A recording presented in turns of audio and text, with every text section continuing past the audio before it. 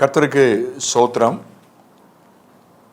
JDK நேயர்களுக்கு என்னுடைய advance Christmas வாழ்த்துக்களை சொல்லிக்கொள்கிறேன். வழக்கமான இறையியல் பாடத்திலிருந்து கொஞ்சம் விலகி கிறிஸ்மஸை ஒட்டிய வசனங்களை இன்றைக்கு தியானிக்க நான் விரும்புகிறேன். மத்தேயு 2வது அதிகாரம் 1வது வசனத்திலிருந்து, ஏரோது ராஜாவின் நாட்களில் யூதேயாவில் உள்ள பெத்லகேமில் இயேசு பிறந்த பொழுது கிழக்கிலிருந்து சாஸ்திரிகள் எருசலேமுக்கு வந்து, யூதருக்கு ராஜாவாக பிறந்திருக்கிறவர் எங்கே? கிழக்கிலே அவருடைய நட்சத்திரத்தை கண்டு அவரை பணிந்து கொள்ள வந்தோம் என்றார்கள். சாஸ்திரிகள் அப்படின்னு இந்த தமிழ் மொழிபெயர்ப்பில் போட்டிருக்கு. இங்கிலீஷில் பாடலில் We 3 Kings அப்படின்னு சொல்லி பாட்டில் இந்த 3 ராஜாக்கள் வந்ததாக பாரம்பரியமான பழைய ஆங்கில பாடலில் அப்படி இருக்கு. ஞானிகள், வைஸ்மென் அப்படின்றது தான் சரியான ஒரு காரியம். சாஸ்திரின்னு இங்கே போட்டிருக்கிறது ஞானின்ற பொருளில் தான் போட்டிருக்கு. இயேசுநாதர் பிறந்து 2 வருஷம் ஆன நிலையில், இயேசுநாதர் பிறந்தபோது ஒரு நட்சத்திரம் தோன்றியது. அதை நாங்கள் பார்த்து அவர் பிறந்திருக்கிறார் என்று கணித்து நாங்கள் வந்திருக்கிறோம் என்று சொன்னார்கள். இங்க சில கேள்விகளை கேட்டால் நமக்கு ஆச்சரியமா இருக்கும். ஏன்னா இது பாடி பாடி பார்த்து பார்த்து கேட்டு கேட்டு இது நம்ம ரொம்ப மேலோட்டமாக போயிட்டோம். ராஜாக்கள் அல்ல, 3 பேர் என்பது கூட இங்க எத்தனை பேர்னு சொல்லப்படலை. 3 விதமான காணிக்கைகளை கொடுத்தார்கள். பொன், வெள்ளை போலும், தூபவர்க்கம். அதனால 3 விதமான காணிக்கைகளை கொடுத்ததுனால 3 பேர் அப்படின்னு ஒரு யூகம் 3 பேர்னே வச்சுட்டாங்க. ஆனால் 3 பேரா 2 பேரா அதுக்கு மேற்பட்டவர்களா? அது இல்லை. 2 பேராகவும் இருக்கலாம், 10 பேராகவும் இருக்கலாம், நமக்கு தெரியாது. 3 பேராகவும் இருக்கலாம். 3 விதமான காணிக்கை வச்சதுனால 3 பேர் தான் நம்ம சொல்ல முடியாது. அதனால இவர்கள் ராஜாக்கள் அல்ல, இவர்கள் ஞானிகள். ஆம்பிளிஃபைடு கிளாசிக் மொழிபெயர்ப்பு அது என்ன சொல்கிறது என்றால், அதனுடைய குறிப்பு சொல்கிறது, இவர்கள் ஆஸ்ட்ராலஜர்ஸ், இவர்கள் ஜோசியர்கள் என்று ஒரு குறிப்பை அது சொல்கிறது.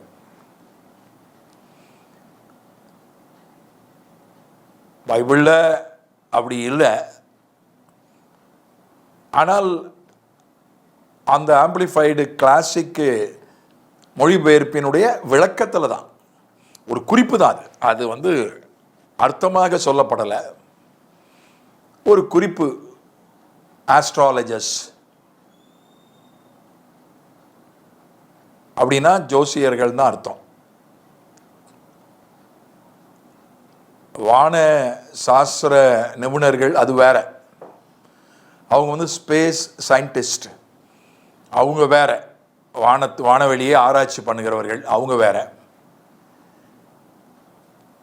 இவங்க அது எப்படி ஒரு ஜோசியர்கள் ஞானிகளாக இருக்க முடியும் அப்படின்னு கேள்வி எழும்பலாம். நான் அந்த ஆம்பிளிஃபைடு கிளாசிக் மொழிபெயர்ப்பை அப்படியே நான் எடுத்துக்கொள்ளலை. அதை நான் 100க்கு 100 எடுத்துக்கொள்ளலை. ஒருவேளை அப்படி இருக்கலாம். ஒன்று அவர்கள் ஜோசியர்களாக இருக்கலாம், இல்லை என்றால் அவர்கள் வான ஆராய்ச்சி, வானவெளி, விண்வெளி ஆராய்ச்சி பண்ணுகிறவர்களாக இருக்கலாம். இந்த 2 வாய்ப்பு தான் இருக்கு. ஏன்னா இவங்க தான் கொஞ்சம் இந்த 2 தரப்பு தான் வானத்தில் இருக்கக்கூடிய காரியங்களை ஆராய்ந்து பார்க்கிறவங்க. இந்த 2 தரப்பு தான். இவங்க தான் வானவெளியின் தோற்றத்தை அதிகமாக உற்று கவனித்து அதற்கு என்ன அர்த்தம் என்று அல்லது அது பற்றி ரொம்ப ஆராய்கிறவர்கள் இந்த ரெண்டு தரப்பு தான். ஒன்று விண்வெளி விஞ்ஞானிகள். அந்த காலத்தில் ரொம்ப விண்வெளி விஞ்ஞானம் வளரலை, இருந்தாலும் அந்த காலத்தில் இருந்தாங்க. கலிலேயாவே வானவெளியை ஆராய்ந்ததாக சரித்திரம் சொல்கிறது. அவர் கிறிஸ்துவுக்கு முற்பட்டவர். கலிலேயோ. அப்போ அதனுடைய தொடர்ச்சி அவரை போன்றவர்கள் நிச்சயமா இருந்திருப்பார்கள். அதனால இப்ப இவங்க எங்கிருந்து வந்தாங்க? கிழக்கிலிருந்து வந்தாங்கன்னு தான் போட்டிருக்கு, எங்கிருந்து வந்தாங்கன்னு தெரியல. ஆனா 2 வயதுக்கு உட்பட்ட பிள்ளைகளை கொல்ல சொன்னதுனால 2 வருஷம் கழிச்சு இவங்க வந்தாங்க அப்படின்னு நம்ம கணிக்க முடிகிறது. ஏன்னா ஏறுவது திட்டவட்டமாக எப்போ அந்த நட்சத்திரம் தோன்றியதுன்னு திட்டவட்டமாக தெரிஞ்சுக்கிட்டான் இவங்ககிட்ட கேட்டு. அதை கணக்கு பண்ணி தான் 2 வயதுக்கு உட்பட்ட ஆண் பிள்ளைகளை எல்லாம் கொல்ல சொன்னான். அப்போ சுமார் 2 வருஷம் கழிச்சு இவங்க வந்திருக்கிறாங்க. அப்படின்னா அவங்க கிழக்கிலிருந்து எங்கேருந்து வந்தாங்க? எல்லாமே சிரியாவும் கிழக்கில் தான் இருக்கு. ஈரான், ஈராக்கு, பழைய மெசோபத்தோமியா, பெர்சியா, அதுவும் கிழக்கில் தான் இருக்கு. அதே மாதிரி ஆசியா மைனர், சின்ன ஆசியா அல்லது ஆசியான்னு பைபிளில் சொல்லப்பட்டிருக்கு, துருக்கியும் கிழக்கில் தான் இருக்கு. இந்தியா சீனாவிலிருந்து போனதாக சிலர் கருத்து சொல்கிறார்கள். எந்த ஆதாரமும் இல்லை, என்கிட்ட இல்லை, பைபிளில் இல்லை, என்கிட்டயும் இல்லை. ஒருவேளை வேற எங்கேயும் ஆதாரங்கள் இருக்கா எனக்கு தெரியல. சிலருடைய கருத்து இந்தியாவிலிருந்து சீனாவிலிருந்து போனாங்க, விஸ்வாமுத்திர முனிவர் போனார் அப்படின்னு கூட ஒருத்தர் கருத்து சொல்றார். என்ன அடிப்படையில் சொல்றாருன்னு எனக்கு தெரியல. ஆனால் ஒரு பெரிய படிப்பாளி அறிஞர் சொல்றாரு விஸ்வாமுத்திர முனிவர் போனார் அப்படின்னாரு சொல்றாங்க. இப்படி பல கருத்துக்கள் இருக்குல்ல. ஜப்பான் கூட கிழக்கில் தான் இருக்கு, ஜப்பான்லேருந்து போனாங்களா? ஆக இவங்க ரொம்ப நாள் அதை ஆராய்ஞ்சிருக்கிறாங்க. நடந்து வந்தா கூட ரொம்ப ஒன்றும் தூரம் கிடையாது, நடந்து போகிறதுக்கு 2 வருஷம் ஆகாது. நடந்து வந்திருந்தார்கள். இவர்கள் ஒட்டகத்தில் வந்தாங்களா, குதிரையில் வந்தாங்களா, அல்ல கப்பலில் வந்தாங்களா தெரியல, வந்தாங்க. நடந்து வந்திருந்தா கூட, ஒரு வாதத்துக்காக எடுத்துக்கிட்டா கூட 2 வருஷம் நடந்தோம்னா அது ரொம்ப அதிக காலம். சரியா நான் கிலோமீட்டர் எவ்வளோன்னு நான் பார்க்கல. சீனாவிலிருந்து போனாங்க அப்படின்னு ஒரு கருத்து இருக்கு. சீனாவிலிருந்தே கணக்கு போட்டுக்கிட்டா கூட என்ன ஆயிரப்போகுது? ஒரு 4000 கிலோமீட்டர் அதுக்குள்ளதான் இருக்கும். நடந்து அவங்க போயிருந்தா கூட ஒரு 200 நாள்ல நடந்து, சாதாரணமா நடந்தா 20 கிலோமீட்டர் நடக்கலாம் ஒரு நாளைக்கு. சாதாரணமா 30 கிலோமீட்டர் தாராளமாக நடக்கலாம். 1 மணி நேரத்தில் 4 கிலோமீட்டர் நடக்கலாம் சாதாரணமாக நடந்தா. 8 மணி நேரம் நடந்தால் 32 கிலோமீட்டர்.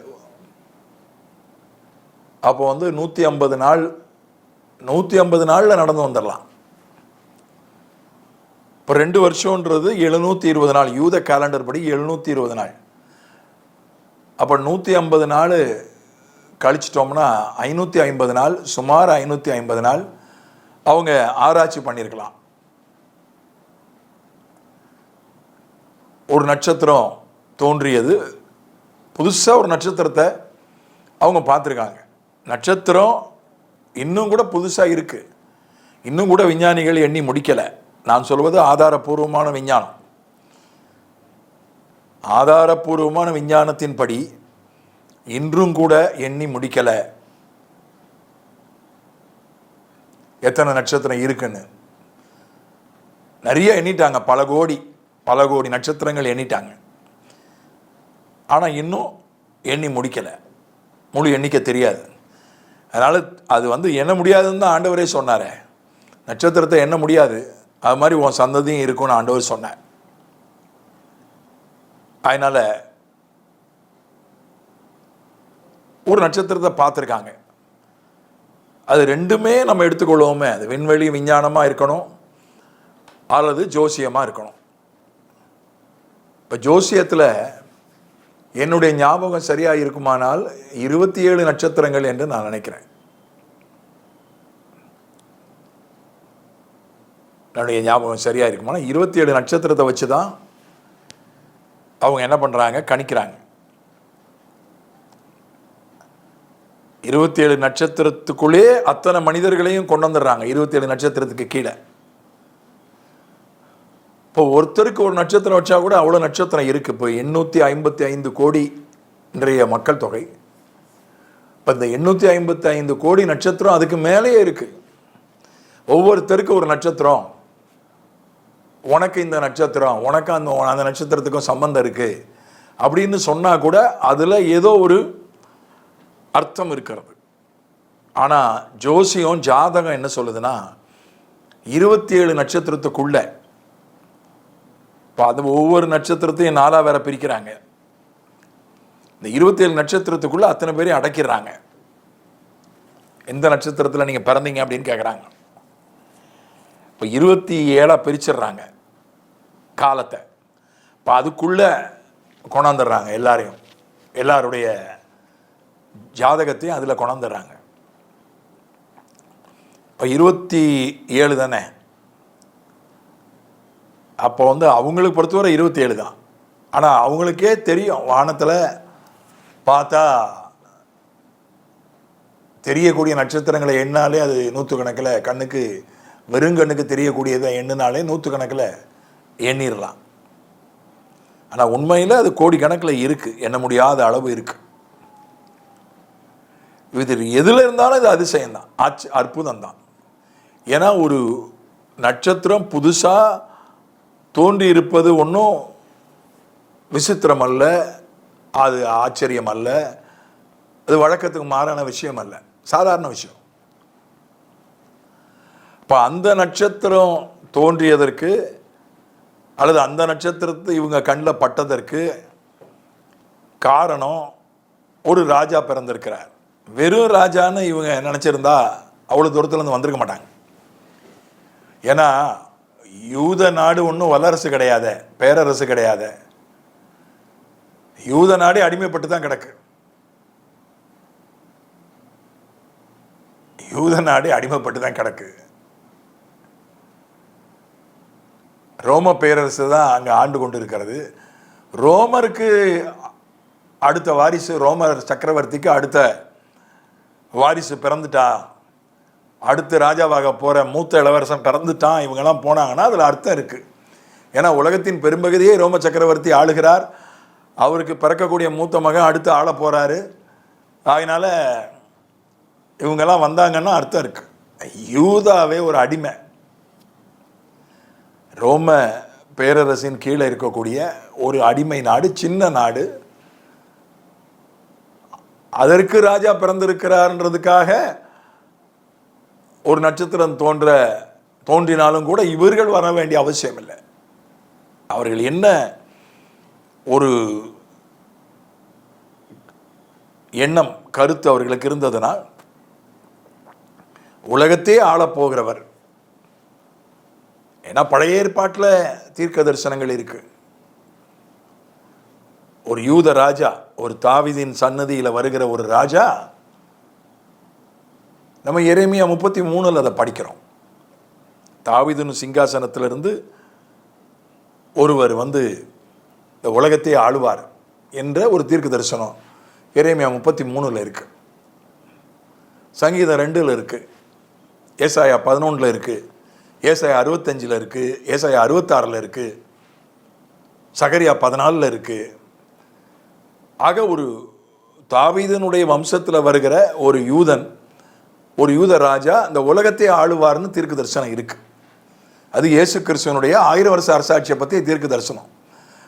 இப்போதான் இயேசு கிறிஸ்துவெல்லாம் தெரியாத,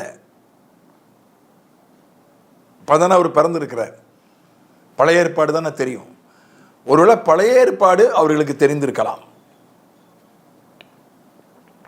எஸ்தர் புத்தகத்தில் பார்க்கும்போது உலகத்தில் இருக்கக்கூடிய பலர் யூத மார்க்கத்தை, யூத மதத்தை ஏற்றுக்கொண்டார்கள், யூத மதத்தை தழுவினார்கள் என்று பைபிளில் வசனம் இருக்கு. ஆகையினால எத்தியோப்பியாவிலிருந்து ஒருத்தன் ஆண்டவர் ஆராதிக்க வந்தான். சாலமோன் காலத்திலும் புகழ் பரவியது, உலகம் முழுசும் சாலமோனை பற்றிய புகழ் பரவியது. ஆகவே யூதர்கள் உலகமெங்கும் சிதறி இருந்தாங்க. அவர்கள் மூலம் பழைய ஏற்பாடு பரவி இருக்கலாம். அதில் இந்த மாதிரி கருத்து இருக்குது, தீர்க்க தரிசனம் இருக்குது. அப்படி உலகத்தையே ஆளப்போகிற ஒரு யூத ராஜா பிறந்திருக்கிறார் என்கிற முடிவுக்கு அவர்கள் வந்திருக்க வேண்டும். இல்லை, ஒரு யூத ராஜா பிறந்திருக்கிறான்றதுக்காகலாம் அவ்வளோ தூரம்லாம் யாரும் வரமாட்டாங்க. இது வந்தாங்களா? சாலமோன் பிறந்தப்போ வரல, தாவீது பிறந்தவங்க 2 பேர் தான் பெரிய ராஜா. தாவீது பிறந்தப்போ வரல, சவுல் பிறந்தப்போ எவனும் வரல, பக்கத்து வீட்டுக்காரன் வந்து பார்க்கல. சவுல் தாவீதெல்லாம் பிறந்தப்போ, சாலமோன்லாம் பிறந்தப்போ எவனும் வந்து பார்க்கல. இப்போ ஏதோ ஒரு வழக்கமான ராஜா இல்லை, உலகத்தையே ஆளப்போகிற ஒரு யூத ராஜா. அவர்களுக்கு பழைய ஏற்பாடை தெரிந்திருக்க வேண்டும், அல்லது பின்னாலாவது அவர்கள் தெரிந்திருக்க வேண்டும். உலகத்தை ஆளப்போகிற ஒருவர் பிறந்திருக்கிறார் என்கிற அடையாளத்தை அவர்கள் பார்த்திருக்கலாம் ஒரு நட்சத்திரத்தில். அது எப்படி பார்த்தாங்கன்னு தெரியல. ஏன்னா 27 நட்சத்திரம் தான் இருக்கு. இப்போ அவங்க கணக்குப்படி 28வது ஒன்று தோன்றுகிறது என்று வைத்துக் கொண்டால் கூட, ஜாதகத்தின் அடிப்படையில் பார்த்தா கூட இது ஒரு அற்புதம் தான், அதிசயம்தான். அதே போல விண்வெளி விஞ்ஞானத்தில் பார்த்தா கூட, விண்வெளி விஞ்ஞானத்துக்கு அதை ஏற்றுக்கொள்வதில்லை. ஒரு நட்சத்திரத்தை பார்த்து ஒருவர் பிறந்திருக்கிறார், ஒருவர் பிறப்பதால் ஒரு நட்சத்திரம் தோன்றும், அல்லது ஒரு நட்சத்திரம் ஒருவர் பிறந்திருக்கிறார் என்பதற்கான அடையாளம் என்று விண்வெளி விஞ்ஞானத்தில் எந்த விதமான கருத்தும் கிடையாது. அப்படி ஒரு விஞ்ஞான கருத்து கிடையாது. அதனால் இது விண்வெளி விஞ்ஞானமாக இல்லாமல் இருக்கலாம். ஆம்பிளிஃபைட் கிளாசிக் மொழிபெயர்ப்பு சொல்வது போல இவர்கள் ஜோசியர்களாக இருக்கலாம். ஜோசியம் வேதத்துக்கு முரணானது. ஜோசியத்தை, ஜாதகத்தை வேத புஸ்தகம் ஏற்றுக்கொள்வதில்லை. ஜோசியன் ஜாதகம் பார்க்கிறவர்களை கர்த்தர் ஏற்றுக்கொள்றதில்லை. அது பாவம் என்று வேதம் சொல்லுகிறது. ஆனால் அவர்களையும் ஆண்டவர் என்ன செஞ்சிருக்கிறார்? தொற்றிருக்கிறார். அதான் நான் சொல்ல வரேன். ஒன்று அவங்க விண்வெளி விஞ்ஞானியாக இருக்கணும், இல்லை ஜோசியராக இருக்கணும். விண்வெளி விஞ்ஞானத்தில் அப்படி ஒரு கருத்தே கிடையாது. ஒரு நட்சத்திரம் தோன்றியதால் ஒருவர் பிறந்திருக்கிறார் என்கிற ஒரு விஞ்ஞான கருத்து கிடையாது. இன்னைக்கும் கிடையாது, அன்னைக்கும் கிடையாது. அப்போ ஜோசியத்தில் தான் அந்த கருத்து உண்டு. ஒரு நட்சத்திரம், ஒவ்வொருத்தரும் ஒரு நட்சத்திரத்தில் பிறக்கிறான், ஜென்ம நட்சத்திரம்னு வாங்க, அந்த கருத்து ஜோசியத்தில் தான் உண்டு. இப்போ இவர்கள் ஜோசியர்களாக இருப்பதற்கு ஆம்பிளிஃபைட் கிளாசிக் மொழிபெயர்ப்பு சொல்வது போல இவர்கள் ஜோசியர்களாக இருப்பதற்கு வாய்ப்பு உண்டு. இப்போ எங்கள் அப்பா ஒரு பாரம்பரியமான கிறிஸ்தவ குடும்பத்தை சார்ந்தவர்கள், கிறிஸ்தவ கிராமத்தை சார்ந்தவர்கள். சென்னையில் வியாபாரியாக இருந்தார்கள். பைபிள் படி நம்ம வாழ முடியாது, வியாபாரி, அவள் வேறு வழியில் போகலான்னு போனாங்க. குறிப்பாக ஜோசியத்தை ரொம்ப அவங்க நம்பினாங்க, தெரிஞ்சுக்கிட்டாங்க. அவங்களுக்கு ஜோசியம் நல்லா தெரியும். எங்கள் அப்பா கிட்ட சமையல்காரராக வேலை பார்த்தவர் பிற்காலத்தில் பெரிய ஜோசியராக விளங்கினார். ஒரு பிரபலமான தினசரியில் அவர் எழுதினார். பிரபலமான ஜோதிடர் ஆயிட்டார்.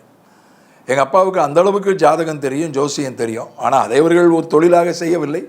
நண்பர்களுக்கு இலவசமாக அதை பார்ப்பார்கள். அப்படிப்பட்ட ஒரு மனிதர். ஆனால் பின்னால் ஜோசியத்தெல்லாம் விட்டுட்டு இயேசுவை ஏற்றுக்கொண்டார்கள். ஏன் ஏற்றுக்கொண்டேன் என்று ஒரு நாள் அவர்கள் சொன்னார்கள். ஜோசியம் என்றைக்குமே விக்கிரகாராதனைக்கு நேராக தான் கொண்டு போகும். ஒரு பிரச்சனை இருக்குது, அதுக்கு பரிகாரம்னா விக்கிரகாராதனை பண்ணு அப்படின்னு தான் ஜாதகம் சொல்லும். ஜோசியம் அப்படி தான் சொல்லுவான். அப்படி தான் விக்கிரகாராதனைக்கு அவர்கள் போனார்கள். குறிப்பிட்ட விக்கிரகத்தை அவர்கள் ரொம்ப மாதந்தோறும் வருவார்கள். 600 கிலோமீட்டர் மாதந்தோறும் வந்து சென்னையிலிருந்து வந்து ஒரு விக்கிரகத்தை வணங்குவார்கள். சென்னையிலேயே ஒரு விக்கிரக கோயில், இந்த குறிப்பிட்ட விக்கிரக கோயில் இருக்கிறது. அதற்கு வார வாரம் போவார்கள். என்னை கூட 2 கோயில்களுக்குமே அழைத்து சென்றிருக்கிறார்கள் சிறுவனாக இருந்தபோது. அந்த அடையாளத்தை எல்லாம் நெற்றியில் பூசுவார்கள். இந்த விக்கிரக வணக்கத்திற்கு ஒரு அடையாளம் உண்டு. அந்த விக்கிரகம், அந்த குறிப்பிட்ட பெயர் உள்ள விக்கிரகம் பெயரை சொல்லிக்கொண்டு ஒரு ஆவி வந்து ஒருவர் மேலே வந்து பேசும். நான் தான் இந்த விக்கிரகம்னு சொல்லி பேசும். அதை நம்புவார்கள். அந்த நபரிடத்தில் போய் அவர்கள் அந்த குறி கேட்குற மாதிரி கேட்பாங்க. அப்போ ஒரு தடவை அவங்க கேட்கும்போது அந்த ஆவி பேசியிருக்கு. என்னால் இவங்க கேட்டிருக்காங்க, எனக்கு இதை செஞ்சு கொடுன்னு. என்னால் இதை செய்ய முடியாது, நேரம் சரியில்லை உனக்கு அப்படின்னு சொல்லியிருக்கு. இப்போ எங்கள் அப்பா கேட்டாங்க, ஏன் நேரம் சரியில்லை? உன் கிரகங்கள்லாம் அமைப்பு சரியில்லை, அதனால் உனக்கு இதை செய்ய முடியாதுன்னு அந்த ஆவி சொல்லியிருக்கு. அப்போ எங்கள் அப்பா கேட்டாங்க, நீ தான் கடவுளாச்சே, உன்னால் அந்த கிரக அமைப்பை மீறி செய்ய முடியாதா? உன்னை அந்த ஆவி சொல்லுது, நான்லாம் கிரகத்துக்கு கீழ்ப்பட்டவன், கிரகத்தை மீறி என்னால் செயல்பட முடியாது, நான் கிரகங்களுக்கு கீழ்ப்பட்டவன். இப்போ கிரகத்துக்கு மேலே யார் இருக்கா? கிரகத்துக்கு மேலே ஒரு சக்தி இருக்குது, ஒரு தூய்மையான சக்தி இருக்குது, ஒரு ஒளிமயமான சக்தி இருக்குது. எங்கள் அப்பா சொன்னாங்களா, அது யாருன்னு எனக்கு தெரியும், நீ சொல்ல வேண்டியதில்லை. அதுதான் அந்த சம்பவம் தான் எங்கள் அப்பாவை மனதை மாற்றியது, சிந்திக்க வைத்தது. விக்கிர ஆராதனை விட்டுவிட்டு, ஜாதகத்தை விட்டுவிட்டு அவர்கள் கர்த்தருக்கு நேராக திரும்பின சம்பவம் அதுதான். அந்த மாதிரி இந்த கிழக்கிலிருந்து வந்த சாஸ்திரிகளும் அவர்கள் ஜோசியர்களாக ஒருவேளை இருக்கலாம். அவர்கள் பாஷையில் கர்த்தர் அவர்களிடத்தில் பேசலாம். சரி, அப்படியே அவர்கள் ஜோதிடராக இருந்தாலும் அந்த நட்சத்திரம் கண்ணுக்கு தெரிஞ்சதே, கண்ணுக்கு தெரிஞ்சது மட்டுமல்ல, அது நகர்ந்து சென்றது. அது அதை விட பெரிய அற்புதம். அவர்களுக்கு நட்சத்திரத்தை வைத்து தான் பேசணும் அவங்க கிட்ட, அப்படிதான் ஆண்டவர் பேசி இருப்பார் என்று வைத்துக்கொள்வோம். அந்த நட்சத்திரம் அவர்களுக்கு கண்களுக்கு தெரிந்தது ஒன்று, ரெண்டாவது அது நகர்ந்தது, அது நகர்ந்து அவர்களுக்கு வழிகாட்டியது. அதை விட பெரிய அதிசயம், பெரிய ஆச்சரியம். விண்வெளி விஞ்ஞானத்தின்படி நகர்கிற நட்சத்திரங்கள் உண்டு, ஆனாலும் நகர்ந்து வீட்டுக்கு போய், ஊருக்கு போய், வீட்டுக்கு போய் நிற்கிற நட்சத்திரம்லாம் 1 கிலோமீட்டர் சுற்றளவு உள்ள நட்சத்திரங்கள் கூட உண்டு. தோன்றி மறைகிற நட்சத்திரங்கள் கூட விண்வெளி விஞ்ஞானத்தின்படி உண்டு. ஆனால் ஜாதகத்தில், ஜோசியத்தில் அது கிடையாது. இது ஜாதகத்தின்படி எடுத்துக்கொண்டாலும் அற்புதம், அதிசயம்தான். விண்வெளி விஞ்ஞானத்தின்படி எடுத்துக்கொண்டாலும் அற்புதம், அதிசயம்தான். அது மறுபடியும் அவர்கள் 2 வருஷம் கழித்து மறுபடியும் அவர் கண்களுக்கு காணப்பட்டு அவர்களை நகர்ந்து முன்னே சென்று அவர்களை வழி நடத்தி பெத்லகேமிலே கொண்டு போய் விட்டது. இயேசு பாலன் இருக்கிற இடத்துல கொண்டு போய் விட்டது. அதனால கர்த்தர் பேசுகிறார். நான் ஜாதகத்தை நியாயப்படுத்தவில்லை, ஜோசிய தொழிலை நான் ஆதரித்து சொல்லவில்லை. ஆனால் அவர்களோடும் ஆண்டவரால் பேச முடியும். எங்கள் அப்பாட்ட பேசின மாதிரி அவர்களோடும் பேச முடியும். அவர்கள் பாஷையில் ஆண்டவர் அவர்களோடு பேச முடியும். அவர்களையும் தம்மண்டே ஆண்டவரால் இழுக்க முடியும். அவர்களையும் ஆண்டவர் ரட்சிக்க விரும்புகிறார், தன்னண்டை இழுக்க விரும்புகிறார். இந்த அறிவை உணர்த்தும் வசனம், அந்த வரம் இருந்தால் நடக்கிறதை, நடந்ததை பற்றிய வெளிப்பாடை நாம் பெற முடியும். மற்றவர்களை பற்றி தீர்க்க தரிசன வரம் இருந்தால் நடக்க போகிறதை பற்றி வெளிப்பாடுகளை பெற முடியும். ஞானத்தை போதிக்கும் வசனம் என்கிற வரம் இருந்தால் ஒரு மனிதனுடைய வாழ்க்கையில் தேவனுடைய திட்டம் என்ன, தேவனுடைய சித்தம் என்ன, ஆண்டவருடைய ஆலோசனை என்ன என்று சொல்ல முடியும். இப்போ எங்கள் அப்பா ஜாதகத்தை வைத்துக்கொண்டு தன்னுடைய நண்பர்களுக்கு ஆலோசனை சொன்னார்கள். ஆனால் எனக்கு ஜாதகம் தெரியாது.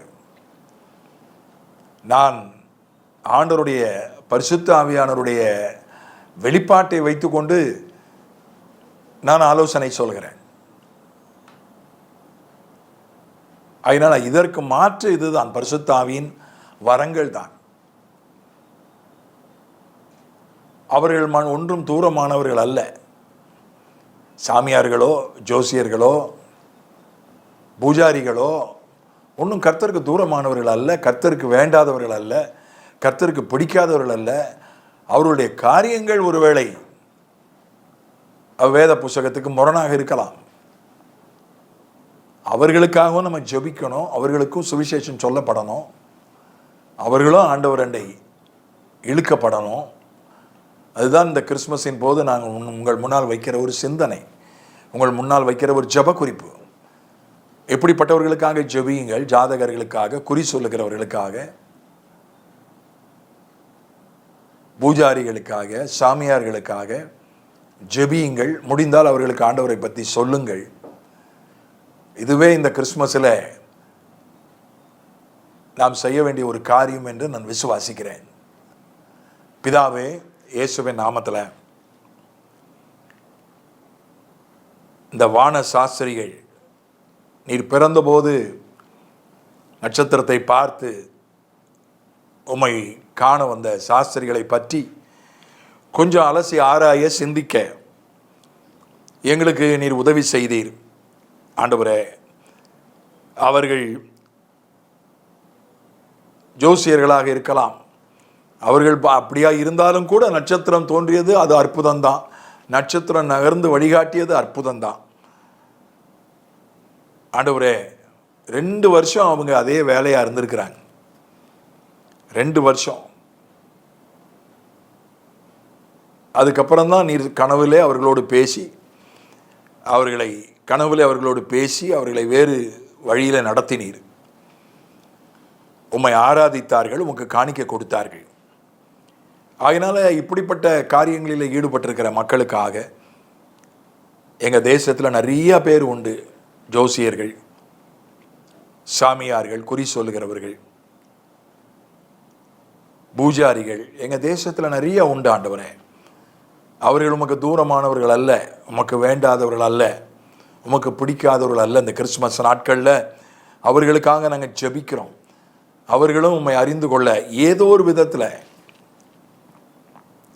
இயற்கைக்கு அப்பாற்பட்ட விதத்தில் அவர்களோடு பேசும், அவர்கள் பாஷையில் அவர்களோடு பேசும், அவர்களை உம்மண்டை இழுத்தருளும். அவர்கள் உம்மை ஆராதிக்கிறவர்களாய், உம்முடைய சத்தத்தை கேட்கிறவர்களாய், உம்மால் வழிநடத்தப்படுகிறவர்களாய் மாறட்டும். என்னுடைய தகப்பனாருக்கு செய்ததை பலருக்கு நீர் செய்வீராக. அந்த பாரத்தை எங்களுக்கு தாரும். நாங்கள் ஜெபிக்க எங்களுக்கு உதவி செய்யும். அப்படிப்பட்டவர்களை அறிந்திருந்தால் அவர்களுக்கு சுவிசேஷத்தை சொல்வதற்கான கிருபை எங்களுக்கு தாரும்.